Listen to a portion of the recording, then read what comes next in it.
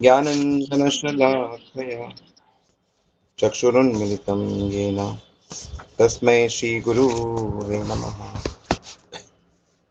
श्रीचैतन्यमनोभीष्टं स्थापितं येन भूतले स्वयं रूपा कदा मह्यं ददाति स्वपदान्तिकं। वन्देऽहं श्रीगुरो श्रीयुतपदकमलं श्रीगुरून् वैष्णवांश्च श्रीरूपं साग्रजातं सगणरघुनाथान्वितं तं सजीवं साद्वैतं सावधूतं परिजनसहितं कृष्णचैतन्यदेवं श्रीराधा कृष्णपदान् सगणललिता श्रीविशाखान्वितं च। जय श्री कृष्ण चैतन्य प्रभु नित्यानंद श्री अद्वैत गदाधर शिवासादि गौर भक्तवृंद। हरे कृष्ण कृष्ण कृष्ण हरे हरे, हरे राम राम राम हरे हरे। हरे कृष्णा, सभी का बहुत बहुत स्वागत है नृत्य श्रवण की कथा में। और आशा करता हूँ आप सब लोग भक्ति में सुदृढ़ अच्छी प्रगति कर रहे हो। आज मैं एक बहुत ही इंपॉर्टेंट चीज आपके साथ डिस्कस करने जा रहा हूँ। देखो, हम लोग इस संसार में रहते हैं और भगवान ने हमें दो कान दिए हैं, मन बुद्धि दी है, और हमारे चेहरे में इंद्रियां हैं, आंख कान नाक जीभ और त्वचा। ठीक है, कोई चीज सुंदर है या बदसूरत है वो हमें आंखों से पता लगता है। कोई चीज सुनने में मीठी है, कड़वी है, कर्कश है, कानों से पता लगता है। ऐसे ही नाक से बदबू आ रही है कि सुगंध आ रही है। कोई सामान, कोई खाने की चीज में से बदबू आ रही है यानी कि वो खराब हो गई है।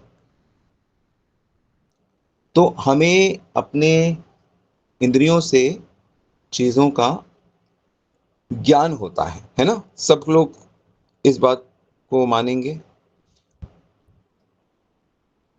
तो फिर क्या होता है कि हम लोगों को ज्ञान होता है, हम लोगों को अनुभव होता है, और फिर हम उस चीज पे विश्वास करते हैं। यानी मनुष्य को किस चीज पे विश्वास करना चाहिए, किस चीज पे विश्वास नहीं करना चाहिए। वैज्ञानिक लोग कुछ कुछ चीजें करते हैं और वो कहते हैं कि ये चीज ऐसी है, तो क्या हमें उसकी बातों पे विश्वास करना चाहिए या नहीं करना चाहिए। जैसे कि चार्ल्स डार्विन एक बहुत बड़े वैज्ञानिक हुए हैं, और उन्होंने कहा कि इंसान पहले इंसान नहीं था, इंसान पहले बंदर जैसा था, और वो बंदरों से ही कुछ बंदर करते करते करते इंसान बन गए। कुछ बंदर रह गए, कुछ बंदर इंसान बन गए, फिर इंसानों से उनका दिमाग बढ़ गया और तरक्की हो गई, ऐसा हो गया। तो ऐसा चार्ल्स डार्विन की एक थ्योरी है। तो सवाल ये है कि उनको सब लोग वैज्ञानिक मानते हैं और बहुत सारे देश इस बात का पालन करते हैं कि नहीं, हम पहले बंदर थे फिर हम इंसान बने। तो ऐसे ही विज्ञान के जो वैज्ञानिक हैं वो बहुत सारी बातें बोलते हैं कि ये चीज़ खाना कितना अच्छा है कितना बुरा है। जैसे पहले सिगरेट पीने को सेहत के लिए बहुत अच्छा माना जाता था, शराब को सेहत के लिए बहुत अच्छा माना जाता था, मांस खाने को बहुत अच्छा माना जाता था कि प्रोटीन का सोर्स है और यही है। तो वैज्ञानिक लोग कई चीज़ें ऐसा खाने के लिए इसी प्रकार नई नई चीज़ें वो बनाते रहते हैं कि ये सब बड़ी अच्छी चीज़ें हैं। तो मनुष्य को कितना किस पे विश्वास करना चाहिए और उसके अनुसार चलना चाहिए। और ईश्वर के मामले में जैसे वैज्ञानिकों से पूछा जाए कि ईश्वर है कि नहीं है, तो वैज्ञानिक कहेंगे कोई ईश्वर नहीं है, कोई भगवान नहीं है। उनके हिसाब से जो चाहे चर्च हैं, चाहे मस्जिद हैं, चाहे मंदिर हैं, चाहे गुरुद्वारे हैं, चाहे जो कुछ भी भगवान से संबंधित जो कहते वो सब गड़बड़ सड़बड़। तो सबसे इंपॉर्टेंट बात है कि हम किसको माने, किसको प्रमाण माने, विज्ञान को, नेता को, या अपने अनुभव को, किसको?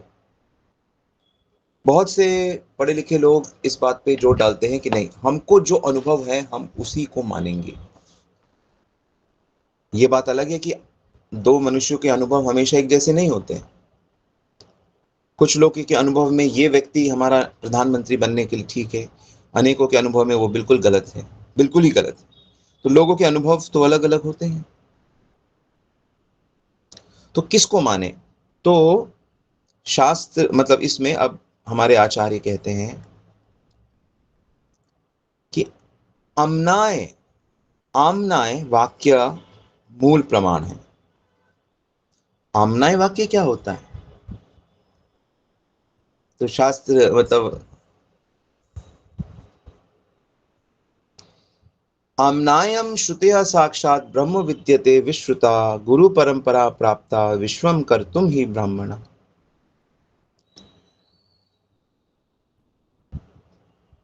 कि विश्वकर्ता, भुवन पालक, आदिदेव ब्रह्मा, ब्रह्मा जी से जो गुरु परंपरा से जो ज्ञान आ रहा है, शास्त्रों में जो ज्ञान दिया गया है, वही परफेक्ट है,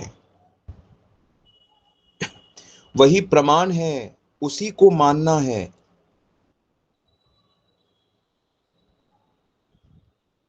और उस ज्ञान के माध्यम से मनुष्य प्रत्येक सत्य को जान लेता है। आखिर हमें जानना क्या है? हमें तो सुख चाहिए। उस सुख के लिए हम अपने पति के पास जा रहे हैं, अपनी पत्नी के पास जा रहे हैं, अपने संतान के पास, एक समय में संतान के पास जा रहे हैं, डॉक्टर के पास जा रहे हैं, होटल्स जा रहे हैं, खाने पीने की चीजें, घूमने फिरने, सुख के लिए तो कर रहे हैं ना हम। लेकिन वेद कहते हैं कि नहीं नहीं, ये जितने भी आपके अनुभव आप ले रहे हो संसार में, ये आपको और दुखी करेंगे, क्षणिक सुखी करेंगे, लेकिन ये वास्तव में आपको परम सुख नहीं मानेंगे, क्योंकि आपने इन पे ही पूरा विश्वास कर लिया है।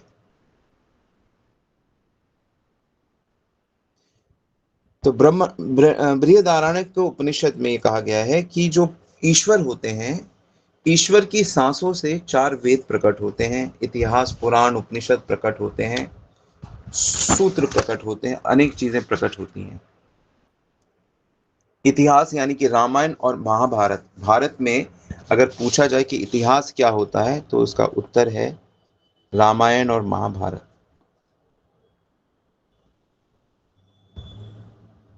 और पुराण, 18 मुख्य मुख्य पुराण, और ऋषियों के द्वारा भी कुछ मुख्य मुख्य ग्रंथ लिखे गए हैं, महान ऋषियों के द्वारा। इन सब को शास्त्र या आमनाय कहा जाता है। आमनाय का आमनाय का अर्थ होता है वेद वास्तव में।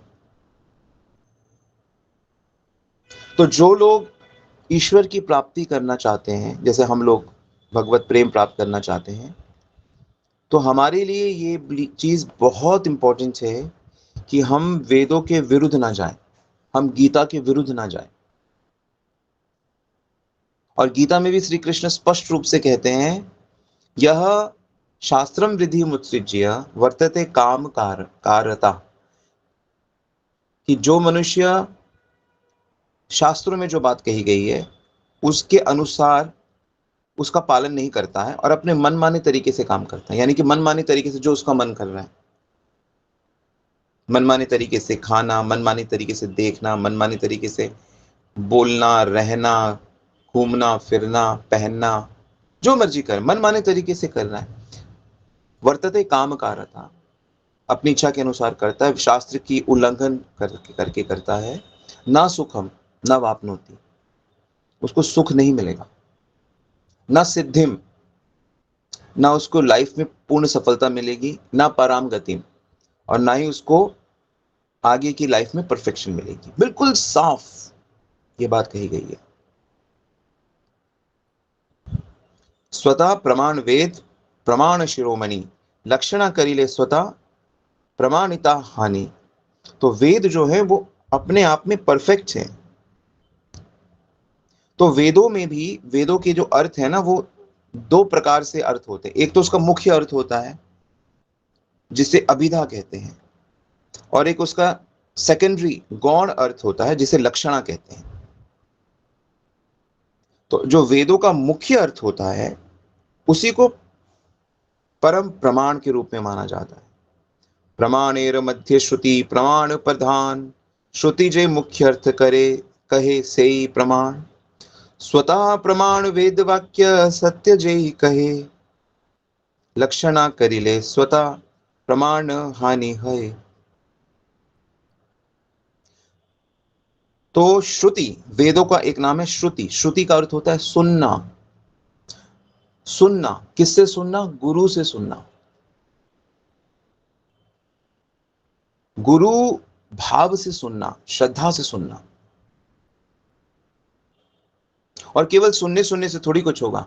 सुनने से तो समझ आएगी, और सुनने का लाभ तभी है जब वो जीवन में आएगा। और जीवन में कब आएगा वो? जब आप उसको सुनकर उस पर थोड़ा चिंतन करोगे, थोड़ा मेडिटेट करोगे ना, क्या सुना मैंने। और जैसा मैंने आपको कई बार बताया है कि परफेक्ट सुनना क्या होता है।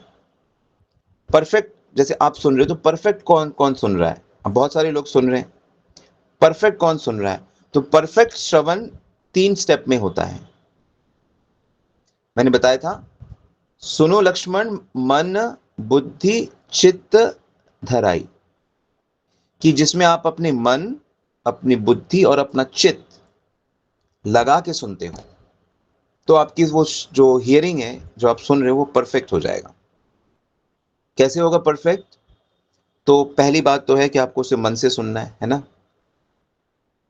तो अभी आप जितने लोग भी सुन रहे हो, कैसे पता लगेगा कि आप वाकई मन से सुन रहे हो? किसी का मोबाइल चल रहा है और वो मान लो बर्तन क्लीन कर रहे हैं, किसी का मोबाइल चल रहा है और वो कुछ और भी कर रहे हैं हाथों से। तो परफेक्ट सुनना उसी का माना जाएगा जो, जिसका एक तो फोकस ज्यादा है, या मैंने आपको एक हिंट दी थी कि आप प्लीज लिखने की कोशिश करो।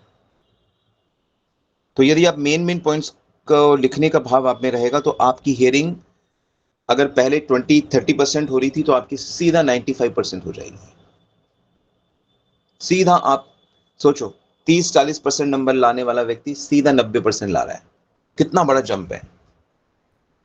तो जो जो स्टूडेंट्स इस बात का पालन करते हैं कि वो डायरी वगैरह के साथ, तो वो बहुत इस चीज को अनुभव कर, मैं ठीक कह रहा हूँ? मैं ठीक कह रहा हूँ? कितने लोगों को इस चीज का अनुभव हुआ है, जो पहले लिखते नहीं थे, लेकिन जब से उन्होंने लिखना शुरू किया है, वो डंके की चोट पे कह सकते हैं कि हाँ वाकई।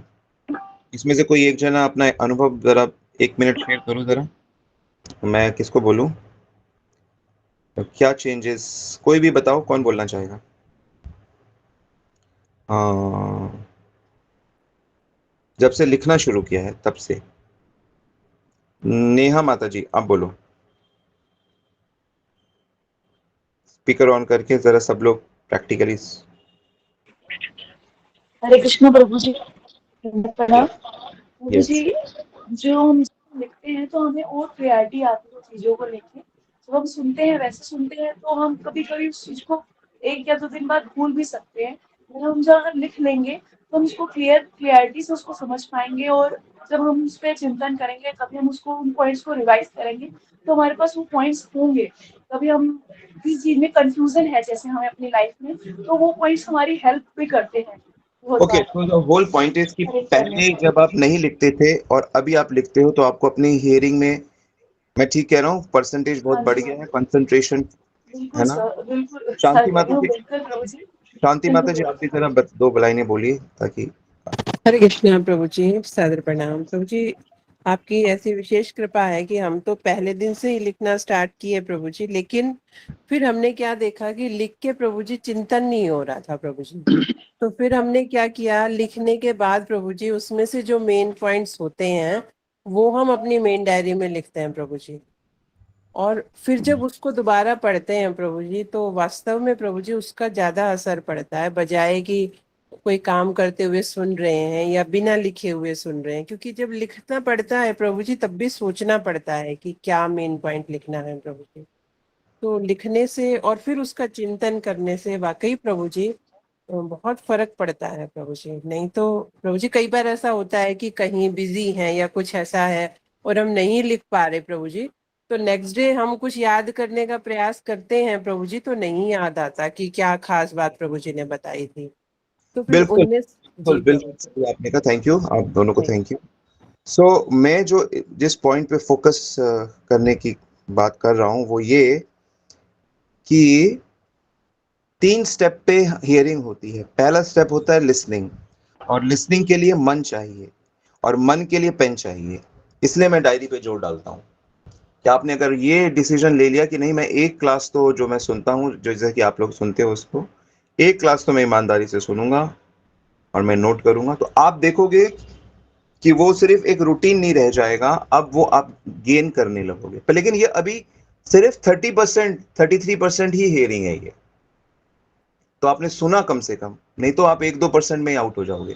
दूसरा जो स्टेप है, भगवान कहते हैं मन लगा लिया, बुद्धि लगाओ। मन, बुद्धि और चित्त लगा के सुना जाता है। तो मन लगा दिया, कान, भगवान राम ने ये नहीं कहा कि कान लगा के सुनो, भगवान ने कहा मन लगा के सुनो। आवाज तो कान से ही आएगी, लेकिन कान से मन तक आनी चाहिए। तो नोट करोगे तो मन, ठीक है, पहला स्टेप हमने पार कर लिया। दूसरा स्टेप है बुद्धि लगाना। तो बुद्धि लगाने का अर्थ होता है कि जैसे माता जी अभी बता रही थी कि हम उसका चिंतन करते हैं। बुद्धि लगाने पे आपने वो जो पॉइंट लिखा है, जैसे आज मैंने एक पॉइंट बताया कि वेद हैं, जो शास्त्र हैं, उसके अनुसार कार्य करना है। वो प्रमाण है। प्रमाण का मतलब है उनमें गलती नहीं है, उसमें गलती नहीं है। अगर वेद कह रहा है कि इन चीजों से सुख नहीं मिलेगा, और अगर हम उन चीजों को प्राप्त करते हैं, जैसे कि धन प्राप्त करते हैं, फैमिली प्राप्त करते हैं, प्रॉपर्टी प्राप्त करते हैं, तो वेद कह रहा है कि आपको उन चीजों से अल्टीमेट सुख नहीं मिलेगा, भूखे ही रह जाओगे, प्यासे ही रह जाओगे। आपको कृष्ण प्रेम प्राप्त करना है, हमको कृष्ण भगवत भक्ति, भगवत प्राप्ति करनी है। भगवत प्राप्ति मतलब भगवत प्रेम की प्राप्ति होती है। तो हमने शास्त्र की बात पे ध्यान नहीं दिया, हम तो बस पैसा और नौकरी और संतान और इसी को अल्टीमेट समझने लगे। इसी को हम अल्टीमेट समझने लगे। ये अल्टीमेट नहीं है, ये आवश्यक है, पर ये लक्ष्य नहीं है। जैसे कपड़े आवश्यक हैं लज्जा को बचाने के लिए, सर्दी गर्मी से बचने के लिए स्वेटर शॉल जरूरत है, पर वो लक्ष्य नहीं है। भोजन, जिंदा रहने के लिए भोजन, पानी, हवा, कसरत जरूरी है, लेकिन वो लक्ष्य नहीं है, वो सब साधन है। लक्ष्य क्या है? लक्ष्य भगवत प्राप्ति, मनुष्य जीवन का लक्ष्य, ये इतनी सी बात। अब वो हमको किसके हिसाब से हमें चलना चाहिए? तो लोग, कोई कुछ कह रहा है, कोई कुछ कह रहा है, कोई कुछ कह रहा है, और भगवान कृष्ण कुछ कह रहे हैं, राम जी कुछ कह रहे हैं, शिव जी कुछ कह रहे हैं, व्यासदेव, शास्त्र वेद कुछ कह रहा है, तो हमको वो चीज समझनी है। अच्छा, तो दूसरा जो स्टेप है बुद्धि लगाना। बुद्धि लगाने का मतलब होता है कि जो हमने पढ़ा, अच्छा ठीक है, हमने पढ़ा कि शास्त्र बिल्कुल सही है, हमें शास्त्र का पालन करना है। जैसे हमने ये स्टेटमेंट पढ़ा, हमने इस पे चिंतन किया, हमने इस पे बुद्धि लगाई। अब हम कहेंगे कि शास्त्र क्या कहता है खाने के बारे में। खाने के बारे में कहता है कि सात्विक चीजें खानी है और भगवान को अर्पण करके खानी। यज्ञ शिष्टासनो संतु मुच्यन्ते सर्व किल्बिषम्, भुजन्ते ते त्वगम पापम ये पचन्ते आत्मकारम्। ये आपने गीता से सीख लिया, भागवत से सीख लिया कि बिना भगवान को भोग लगाए चीजें नहीं खाई जाती। तो आपने बुद्धि लगाई और फिर आपने एक निर्णय लिया कि मैं भोग लगाऊंगा, मैं भोग लगाऊंगी, या मैं जो भी खाऊंगा, जो भी मैं ग्रहण करूंगा उसका भोग लगाना चाहिए। आपने एक निर्णय लिया, बुद्धि लग गई। बुद्धि मतलब निर्णय। आपने सुन लिया, आपने लिख लिया, मनन किया, बुद्धि लगा लिया आपने। तो आपने भोग लगाना सीखा, फिर भोग लगा के खाने लगे हो। लेकिन अभी भी ये प्रोसेस पूरा नहीं हुआ है। अब भगवान कहते हैं चित्त लगाओ। मन बुद्धि चित्त लगाए। चित्त का मतलब होता है कि उस चीज, वो चीज जब तक आपका हिस्सा ना बन जाए तब तक आपका चित्त नहीं लगा। तो चित्त वास्तव में संस्कार होते हैं, वो आपकी आदत बन जाए। जैसे कई लोगों की आदत है जोर से बोलना, आदत हो गई। कई लोगों की आदत जोर से बोलना है, कई लोगों की आदत सॉफ्ट बोलना है, कई लोगों की आदत है कि कोई कुछ बोल रहा है उसको सुनना ही नहीं, अपना ही बोलना है बस। लोग अक्सर ऐसा होता है कि दो लोग बात कर रहे हैं, वो उसकी नहीं सुन रहा, वो उसकी नहीं सुन रहा, वो बस अपनी सुनाना चाहता है, वो बस अपनी सुनाना चाहती है, कोई किसी की सुन ही नहीं रहा। आदत बन गई है ना। तो वो आपकी आदत बननी चाहिए। तो उसके लिए क्या करोगे, आप भोग लगाओगे। मान लो आपने दोपहर का लगाना शुरू किया, शाम का लगाना शुरू किया, लेकिन कई बार आप बिना भोग के भी खा लोगे। कई बार आपने जल्दी में हो, आप अच्छा ठीक है भोग लगा दे, अपना खा लेते हैं। कई लोग करते हैं ऐसा। तो अभी जो ये वाली आज्ञा है, ये इनके जीवन में उतरी नहीं है। अभी इनके जीवन में ये आज्ञा पूरी तरह से उतरी नहीं है, ये इनके चित्त में आई नहीं है। अभी इनको इस पे काम करना है। ऐसे ही बहुत सारी चीजें हैं जो शास्त्रों में बताई गई हैं, वो अभी आदत बनी नहीं है आपकी।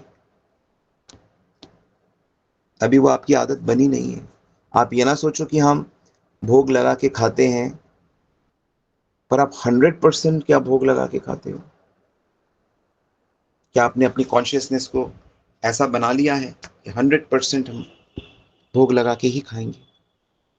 इसलिए इसीलिए भगवान जो है वो 100% की अपेक्षा करते हैं। अनन्य चिंतयन्तो माम, अनन्य भाव होना चाहिए मेरे प्रति। अनन्य का मतलब होता है 100%, पूरा पूरा। भगवान आधा अधूरा स्वीकार नहीं करते। ये नहीं कह रहे कि भगवान एक पत्ता भी स्वीकार कर लेते हैं, एक पानी भी स्वीकार कर लेते हैं, लेकिन वो 100% का यही मतलब होता है, मरते दम तक। और जब तक हमारे अंदर ऐसी कॉन्शियसनेस नहीं आती, ऐसी समझ नहीं आती, तब तक हमको उसका पूरा पूरा लाभ नहीं मिलता है। नोट किया सबने ये बात? तो और चित लगाने के टाइम पे क्या होता है, हम उसको अभ्यास करते हैं, हम उसका प्रैक्टिस करते हैं, और हम प्रैक्टिस करते हुए कई बार गिरेंगे, कई बार हम गिरेंगे, फिर हम खड़े हो जाएंगे। तो अभी बहुत सारी चीजें जिसका हम अभी भी प्रैक्टिस कर रहे हैं कि नहीं कर रहे हैं, वो आप जानते हो। आपने अगर उस चीज को सुना, जैसे कि फॉर एग्जाम्पल अद्वेष्टा हमें बनना है, हमें किसी से द्वेष नहीं करना, तो हम उसका प्रैक्टिस करेंगे। हमारी किसी से खटपट हो गई, हम उसके बारे में बुरा सोच रहे हैं, हम उसके बारे में गंदा सोच रहे हैं, तो वो हम अद्वेष्टा नहीं, हम द्वेषी हैं। तो हमको अद्वेष्टा बनने की प्रैक्टिस करनी है कि नहीं, अपने मन को रोकना होगा, उसके अच्छे गुणों का विचार करना होगा, अपने कर्मों के फल के रूप में स्वीकार, बुरी चीजों को हमें अपने कर्मों के फल के रूप में स्वीकार करना होगा। तो हमें इन चीजों को अपना संस्कार बनाना है। क्यों बनाना है संस्कार? क्योंकि यह शास्त्र कह रहा है कि यदि भगवत प्राप्ति करनी है तो आप, हमारा जो मन है वो शुद्ध होना चाहिए, और ये शुद्ध मन के क्वालिटीज हैं। अद्वेष्टा, सर्वभूताना। पर हम इस चीज पे ध्यान नहीं दे पाते। हम नहीं अपने मन को उतना पवित्र करने के लिए हम जद्दोजहद नहीं करते।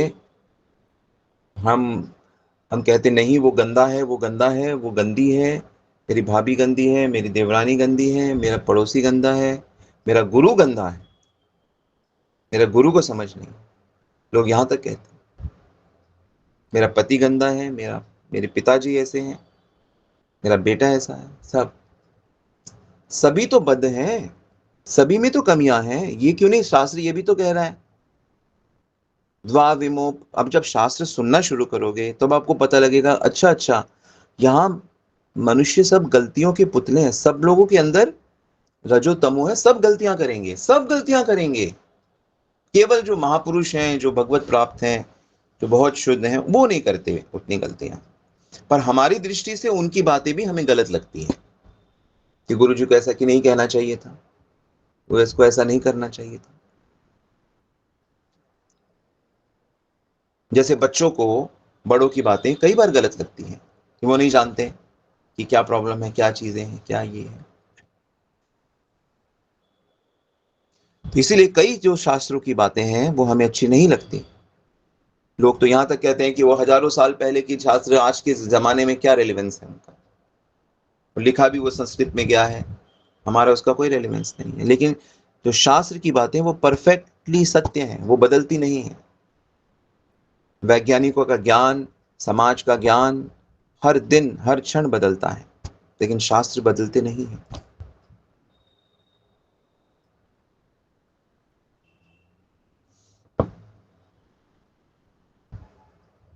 तो क्या क्या सुनना लिखना पढ़ना है? मुख्यतः बहुत सारे शास्त्र हैं। अब आप कहोगे हमें संस्कृत नहीं आती, हम कहाँ इतना पढ़ें, क्या इतना सुने? तो हमारे आचार्यों ने उसको बहुत इजी कर दिया, बोला कि शास्त्रों का सार सार समझ लो। उपनिषदों का सार भगवत गीता, वेद, इतिहास और पुराणों का सार भागवत पुराण, और पूरे वैदिक ज्ञान का शास्त्र वेदांत सूत्र। तो वेदांत सूत्र भगवत गीता सर्व उपनिषदों गावो, दुग्धा गोपाल नंदना, श्री कृष्ण ने उपनिषदों का सार भगवत गीता के रूप में दे दिया है। और व्यास देव जी ने सारम सारम समुद्भवम इति भागवतम पुराणम अमलम पुराणम। तो ये बिल्कुल, तो ये अगर 3 ग्रंथ को ही ठीक से अध्ययन किया जाए, ईमानदारी से अध्ययन किया जाए, तो सारे वेद शास्त्र पुराणों का जो एसेंस है, भगवत प्रेम, भगवत प्राप्ति, वो हो जाती है मनुष्य को। तो मुख्य बात क्या सीखी कि ये परफेक्ट ट्रुथ है। और कल और इस पे थोड़ा डिस्कशन करेंगे कि क्यों ये परफेक्ट ट्रुथ है, क्यों हमें दूसरी चीजों पे इतना विश्वास नहीं करना। अगर वैज्ञानिकों की बातें, अगर समाज की बातें वेदों की बातों से सम हो रही है, सेम जो वो कह रहे हैं वो भी यही कह रहे हैं, तो एक्सेप्टेबल है।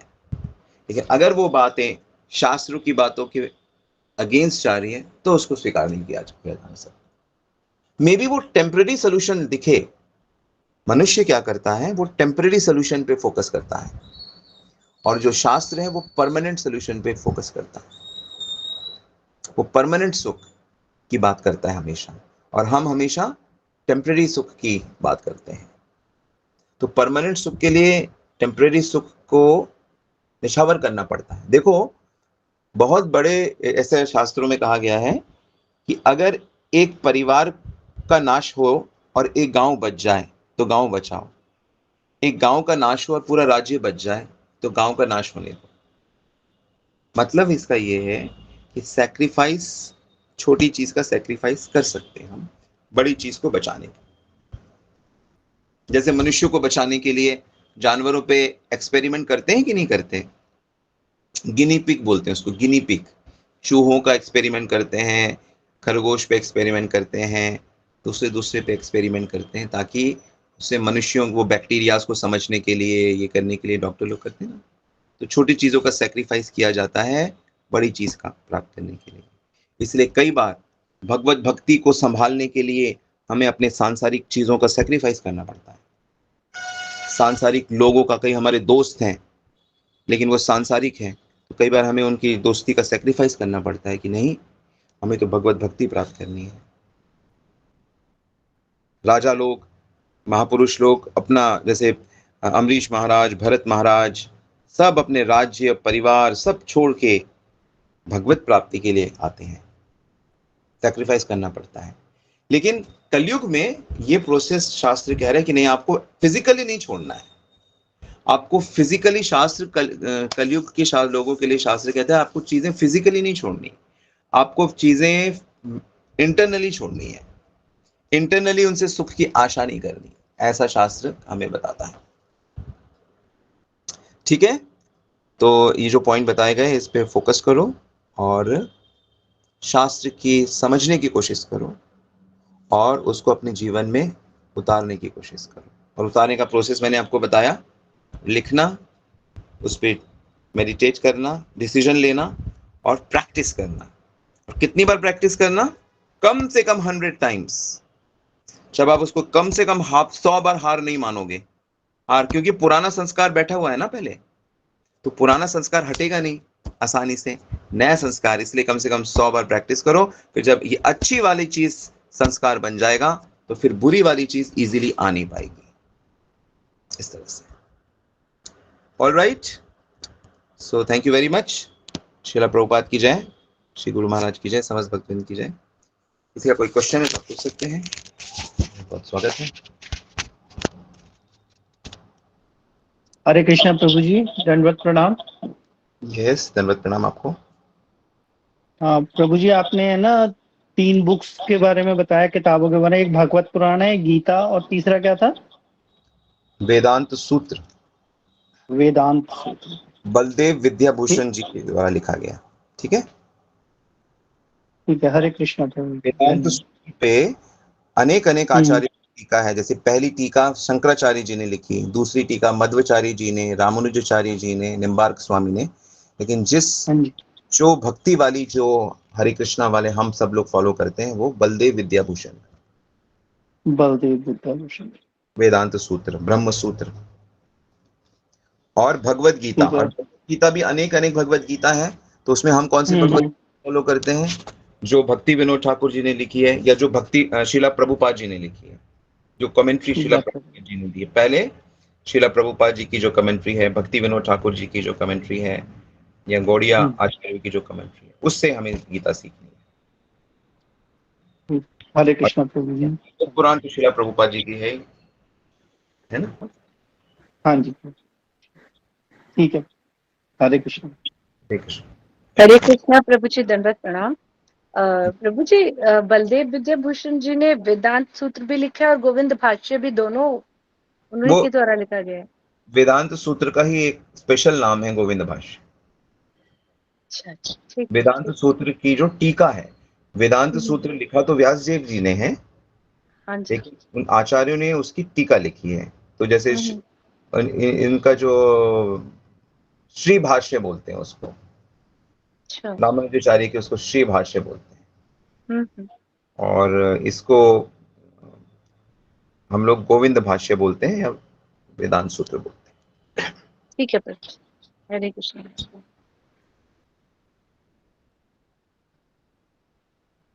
कृष्णा स्वामी जी, दंडवत प्रणाम। आपने बताया कि वेदों का मुख्य अर्थ जो होता है उसे अभिधेय बोलते हैं, लेकिन उसका गूढ़ अर्थ को क्या बोलते हैं? जो उसका गूढ़ अर्थ नहीं, जो उसका लाइटर पार्ट है, मतलब गौण अर्थ जो है, गौण अर्थ उसका जो होता है, उसको लक्षणा कहते हैं। ओके ओके, मतलब एक प्राइमरी, एक सेकेंडरी। तो गौण अर्थ सेकेंडरी अर्थ है लक्षणा, और जो प्राइमरी अर्थ है उसको अभिधा कहते हैं, मुख्य अर्थ है। थैंक यू स्वामी जी, हरे कृष्णा। तो वेदों का जो एक ये जो क्वेश्चन है कि कई बार लोग कहते हैं कि अरे जब श्री कृष्ण ही परम भगवान है तो उनको एकदम सीधा क्यों नहीं बोलते? हाँ, सीधा बोला गया है, भागवत में बोला गया है, गीता में बोला गया है, कई जगह बोला गया, और अनेक जगह पे ऐसे ऐसे ऐसे ऐसे अलग अलग जगह पे उनके अलग अलग रूपों को, कहीं पे शिव को, कहीं पे विष्णु को, कहीं पे देवी को, कहीं पे अग्नि को, ऐसे परम के रूप में कहा गया है। तो सवाल ये उठता है कि ऐसा क्यों है? तो ऐसा इसलिए है कि बुद्धि का जो एक लेवल है ना, वो लेवल चाहिए ताकि आप इसके बीच में से भी भगवान को पहचान सको। बुद्धि का एक लेवल, भक्ति का एक लेवल चाहिए, चीजों को समझने की एक लेवल चाहिए। क्योंकि स्ट्रेट फॉरवर्ड कहने पे भी बहुत सारी चीजें लोग समझते नहीं है, जान नहीं पाते, विश्वास नहीं कर पाते। क्योंकि लोग जो हैं, हम सब लोग जो हैं, वो 4 लाख प्रकार के हैं। हमारी जो चेतना है वो अलग अलग होती है। तो अलग अलग चेतना के अनुसार एक ही घटना को हम लोग अलग अलग तरीके से देखते हैं। मान लीजिए ये मैं कथा कर रहा हूँ, तो इसी कथा को सब लोग अलग अलग तरीके से देखेंगे। कोई कहेगा कि अरे इससे अच्छी कथा हमने नहीं सुनी आज तक, कितनी ज्यादा ज्ञानवर्धक है। इसी एक कथा को अगर फॉलो किया जाए तो जीवन की सारी समस्याएं खत्म हो जाए। और कोई कहेगा अरे क्या कहा, वही बातें दोबारा कही, ये बेकार था, इसमें ना कुछ नयापन था। कोई कहेगा अरे टाइम वेस्ट हो गया, कुछ समझ ही नहीं आया। तो अलग अलग चेतना के कारण ऐसा होता है। पर जैसा मैं आपको बता रहा हूँ कि अगर आप नोट्स बनाओगे और ध्यान से सुनोगे और उसको मेडिटेट करोगे, और फिर देखना आप इतनी तीव्रता से, लाखों करोड़ों साल में जो चीज़ हम नहीं कर पाए, आप अपने देख सकते हो कि जो अपने, अगर आप जितने भी साल के हो, कि जीवन भर में हम जो चीज़ नहीं समझ पाए वो चीज़ हम समझ जाएंगे, और हम दिव्य मानसिक धरातल पे आ जाएंगे, चेतना के विशेष धरातल पर। और इस चेतना पे ही आपका सारा सुख दुख निर्भर है। क्योंकि आपकी चेतना उतनी स्ट्रांग नहीं है, इसलिए जरा सा जीवन में कुछ होता है, जरा सा आपको कोई कुछ कह देता है, जरा सा कोई चीज नुकसान हो जाता है, जरा सा नौकरी चली जाती है, या जरा सा पैसे कम मिलने लगते हैं, तो आप परेशान हो जाते हो, आप द्वंद्वों में फंसे हुए हो, आप जन्म मरण के द्वंद्वों में फंसे हुए हैं, से बाहर निकल जाओगे। तो निकलना है तो प्रोसेस को फॉलो करो, अन्यथा ऑल द बेस्ट।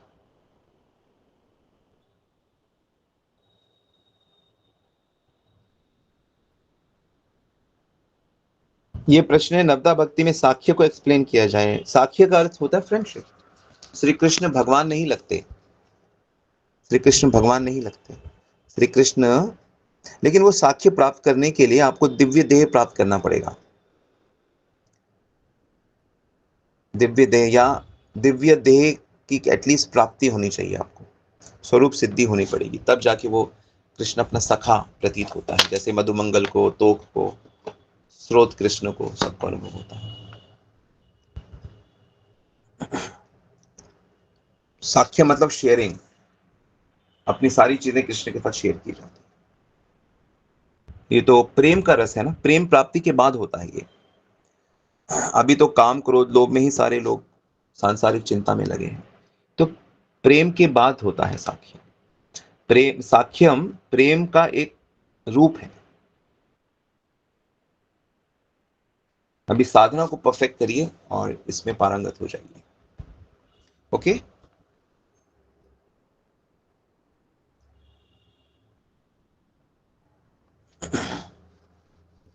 हरे कृष्णा प्रभु जी, दंडवत प्रणाम। जी अमर प्रेम प्रभु। प्रभु जी, ये सब सुनने के बाद, पढ़ने के बाद ऐसा एहसास होता है कि प्रौढ़ अवस्था के अंदर ये सुख की प्राप्ति हुई, पर इसके लिए तो कहीं जीवन कम है।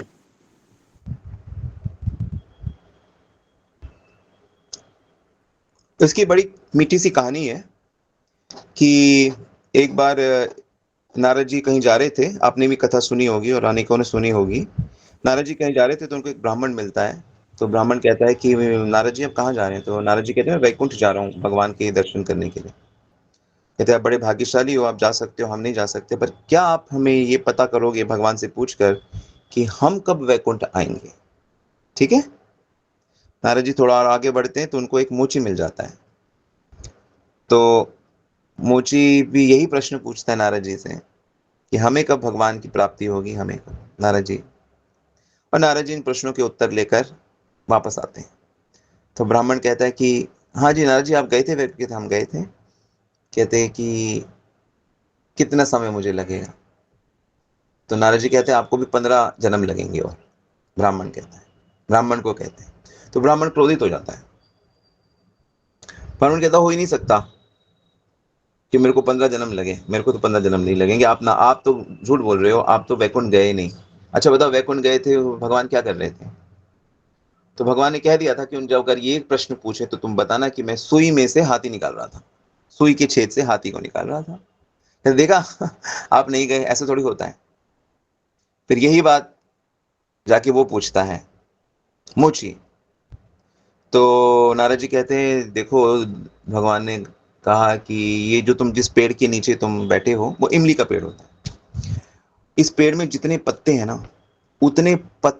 उतने जन्मों के बाद तुम्हें वैकुंठ की प्राप्ति होगी। तो ये बात सुनकर वो मोची इतना प्रसन्न होता है, इतना प्रसन्न होता है, वो नाचने लगता है, वो आनंदित हो जाता है।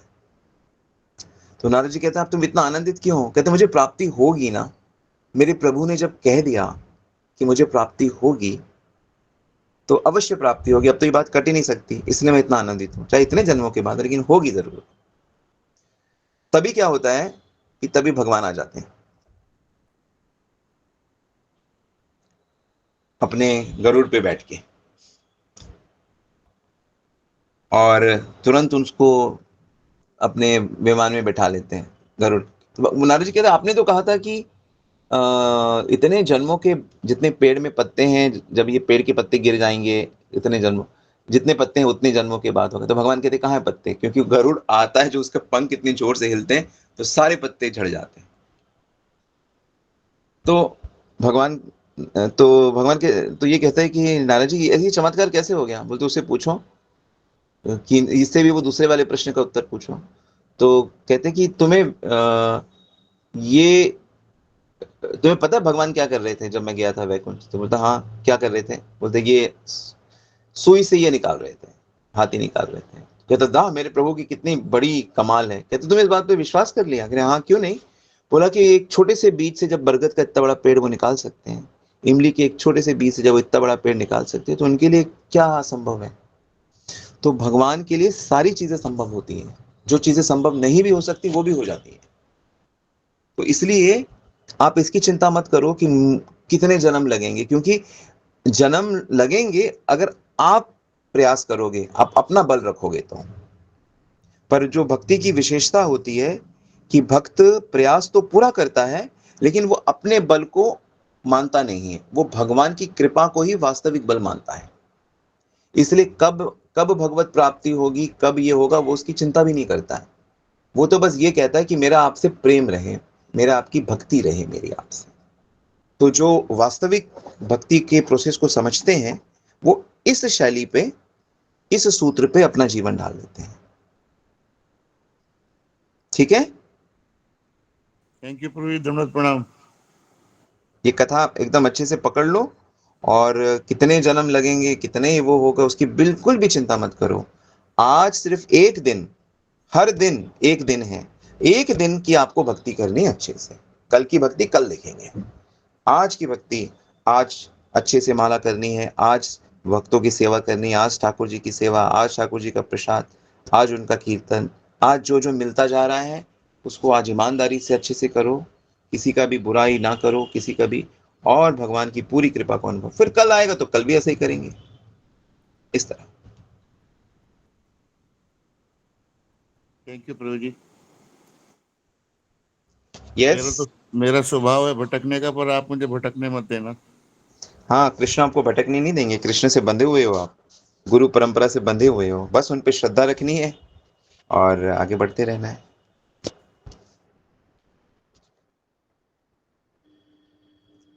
यस, और कोई प्रश्न?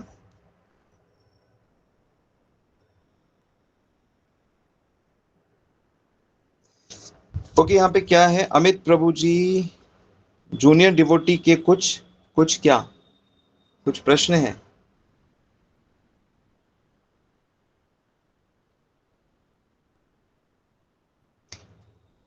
क्या जूनियर क्या सीनियर? सिंसियर बनना है, ठीक है? हरे कृष्णा प्रभु जी, दंडवत प्रणाम। जी मंजू जी। प्रभु जी, एक बार प्रेमानंद जी को सुन रही थी, तो वो बोल रहे थे कि देवी भागवतम में देवी को कृष्ण का रूप बताया है, देवी भागवत पुराण में। सभी कुछ तो कृष्ण का ही रूप है, राधा भी तो कृष्ण की रूप है, और सारी देवियां तो राधा के ही विस्तार हैं। अच्छा। जी, कृष्ण अद्वैत तत्व है। तंत्र जो तो तंत्र एक शास्त्रों का एक तामसिक सेक्शन होता है, उसे तंत्र बोलते हैं, तंत्र मंत्र आदि। उसमें आई मीन, माता काली जो है, काली जो हम्म बंगाल में बहुत हो हम्म चलता है, काली हम्म, को उसमें कृष्ण का रूप मानते हैं उसमें, अच्छा। तंत्र में। तो सबका मुमुक्षुवो घोर रूपान भूत्वा भूत पति न था। लेकिन हम लोगों को नारायण कृष्ण, इनके जो सुंदर सात्विक रूप हैं, इनकी आराधना करनी चाहिए। और माता रानी या जो दूसरी उनकी शक्तियां हैं, उन हम्म शक्तियों के आशीर्वाद लेना चाहिए। हमारी शक्ति तो राधा रानी है, रुक्मिणी है, सत्यभामा है, इनकी आराधना, लक्ष्मी है, ये हम आराधना करें। हम्म। ठीक और है? भागवत पुराण काफी बाद में रचा गया है, जो पहले, उनसे पहले काफी अलग अलग पुराण अब रचे गए हैं। पुराण फाइनल आखिरी में लिखा गया है, और उसके बाद कहा कि हाँ। इसके आगे कुछ नहीं लिखना है, इसमें जो है वही फाइनल है। हम्म, ठीक है। मतलब वेद व्यास जी को ऐसा एहसास हुआ कि वो, मतलब, उनके गुरुजी ने उनको ऑर्डर दिया ना, नारद जी ने। तो शुरू अच्छा। में वो यही बात कहते हैं कि उन्होंने कहा कि तुमने तो सब अलग अलग जगह अलग अलग इष्ट को प्रमोट कर दिया, हम्म तो लोगों को इससे भिन्नता रहेगी। तुमने परम तत्व परम सत्य को तो ठीक से प्रेजेंट नहीं किया श्री कृष्ण को। फिर उनको विशेष शक्ति दी, और विशेष शक्ति से नारद जी ने जो दी उससे उन्होंने विशेष भक्ति करी और दिव्य चक्षुओं से उन्होंने माया, सृष्टि, सारी चीजों को अनुभव किया और फिर भागवत पुराण को प्रकट किया। इस तरह। ओके, ठीक है। ओके, थैंक यू प्रभु जी। हरे कृष्णा, दंडवत प्रणाम। धन्यवाद, प्रणाम।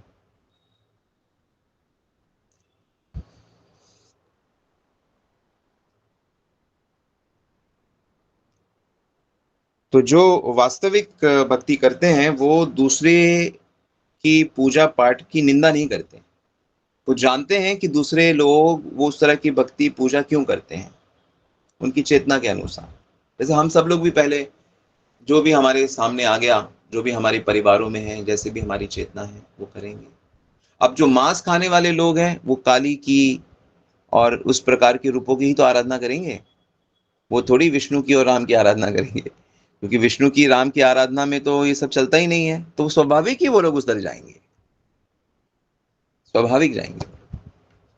तो प्रभु जी, किसी की श्रद्धा अगर देवी में बहुत ज्यादा है और वो देवी की आराधना करते हैं, पूरी तरह से श्रद्धा से भक्ति करते हैं, तो वो कोई गलत तो नहीं है? नहीं, देवी माता का जो आदेश है, देवी माता की जो विचार है उसके अनुसार ही तो चलना है ना। अच्छा।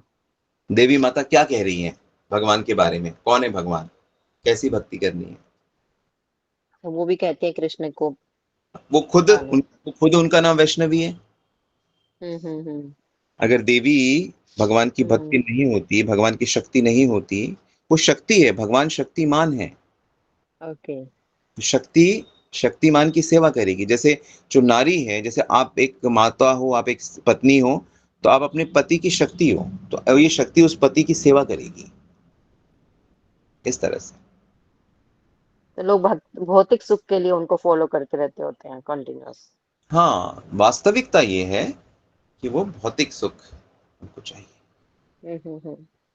और हम लोग जिस रास्ते पे चल रहे हैं, हम भौतिक सुख में सुख है ही नहीं तो क्यों चाहें? एक बात हम्म। बताइए, जब भौतिकता में क्षणभंगुर सुख है, हमें क्षणभंगुर तो चाहिए नहीं, हमें तो परमानेंट चाहिए, तो उसके लिए हम क्यों ना चेष्टा करें। और परमानेंट की चेष्टा कर रहे हैं, लेकिन जो आवश्यकताएं हैं, जैसे कि प्रसाद पाना, खाना, पहनना, रहना, आना जाने के लिए ट्रैवल है, गाड़ी है, हवाई जहाज है, वो तो हम यूज कर ही रहे हैं सब। आवश्यकताएं तो पूरी हो ही रही हैं सबकी। बिल्कुल हो रही है। पर वो उनसे सुख लेना वो परम लक्ष्य नहीं है, यही तो मैं कह रहा था। शास्त्र कह रहा है वो सब साधन है। आप, हर चीज साधन है, साध्य केवल श्री कृष्ण है।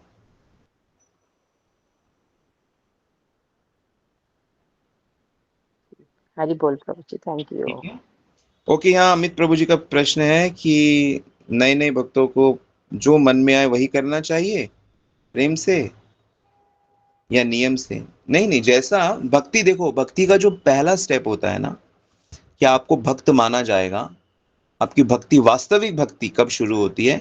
जब आप गुरु पाद आश्रय करते हो, जब आप एक साधु को, एक भक्त को अपने गुरु रूप में स्वीकार करते हो, उनकी सेवा करते हो, उनसे सुनते हो, जिज्ञासा करते हो, शिक्षा लेते हो, तब वास्तविक भक्ति शुरू होती है, गुरु पाद आश्रय के बाद। फिर वो जैसा कहेंगे वैसा ईमानदारी से पालन करना पड़ेगा। भक्ति ऐसी होती है। 64 अंग है भक्ति के, उसमें पहला अंग यही है, गुरुपाद आश्रय। तो भक्तों के संग करोगे, भक्तों के संग करोगे, सुनोगे, ये करोगे, फिर धीरे धीरे आश्रय लोगे कि नहीं हम आश्रय लेंगे। क्योंकि मन आपको घुमाता रहेगा, मन को जो चीज अच्छी लगती है वो वही करेगा। मन के विरुद्ध अगर एक भी चीज हो गई किसी सत्संग में, तो वो सत्संग छोड़ दोगे आप। इसलिए लोग सत्संग भी छोड़ देते हैं, लोग तो गुरु भी छोड़ देते हैं। कई कई लोग हैं जो कई कई गुरु बनाते हैं, छोड़ते रहते हैं, बदलते रहते हैं, क्योंकि वो इस बात को स्वीकार के लिए रेडी नहीं है कि हमारे गुरुजी भी हमारे मन के अनुकूल ही बोले।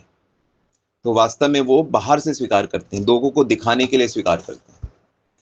गुरु की शरण में आना एक बहुत टफ चीज है, शरणागत करना पड़ता है। इसलिए मन मन मन को पकड़ लिया आपने, और धीरे धीरे फिर गुरु की आज्ञा में भक्ति करते हुए वो मन इतना पवित्र हो जाता है, भगवत प्राप्ति करा देता है। ऐसा होता है। तो नियम वगैरह भी जो है वो गुरु बताएगा, वो टीचर बताएगा। भक्ति हमेशा अनुगत्य में, मतलब अंडर में की जाती है, ये भक्ति का नियम है।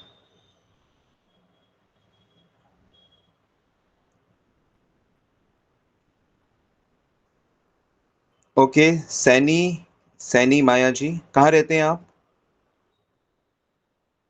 अच्छा, कभी भी कोई प्रश्न पूछेगा ना तो हमेशा आप अपना प्लेस बताया करो कि कौन से सिटी से हो, कौन से, अगर दिल्ली में हो तो कौन से एरिया से हो। हाँ, जैसे पालम आपने लिखा, प्लीज इनका नंबर नोट कर लें, एक्नॉलेज करें कि आपने नोट कर लिया है। इनको SLST इस्कॉन ग्रुप में ऐड कर लीजिए। गोपीनाथ प्रिया, हैव यू डन इट? सेवा अवतार, हैव यू डन इट? तो जो भी ग्रुप में नहीं है वो अपना नंबर दे दिया करें कभी भी। थैंक यू वेरी मच, आज हम यही रुकते हैं। एक और नंबर आया है अमित प्रभु जी का। आप कहाँ रहते हैं अमित जी? गोरखपुर, ओके।